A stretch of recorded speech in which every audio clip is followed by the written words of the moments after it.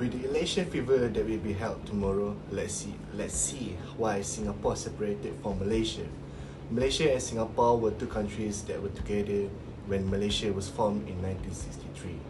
However, due to difference in political ideology, these two countries had to separate in 1965.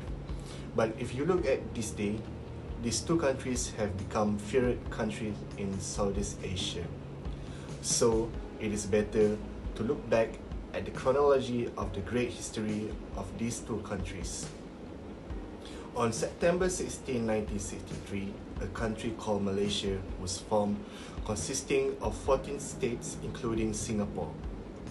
This unification allowed Singapore to be free from British colonial rule. Without any natural resources, Singapore sees the merger with Malaysia as a critical step to ensure the continuity of its territory to prosper. Fear of the communist threat was also affected Tunku Abdul Rahman considered the idea of this merger. Although there is a racial balance in the composition of these coalitions, Singapore has a larger Chinese majority, while Malaya has a Malay majority. A politician Lee Kuan Yew believed this combination will result in more extensive trade in the region. The warmth and joy of this union is only temporary. Ideological differences have caused several political conflicts.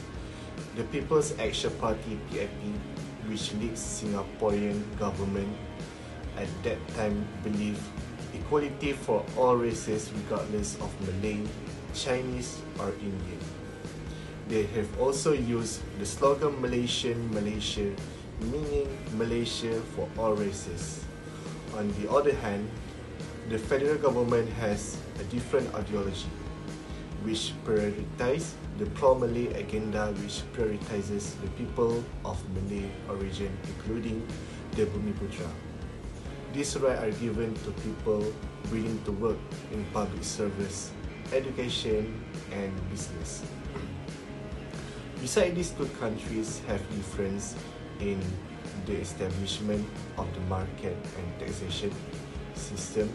The relationship crisis between Malaysia and Singapore is getting more serious after the UMNO party is said to have violated a mutual agreement in political participation in their respective regions.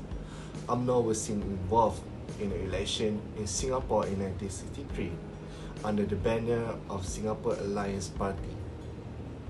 The PAP also violated the agreement in which they participated in the federal election in Malaysia the following year, but PAP failed to get good results. They only managed to win one seat in Bangsa.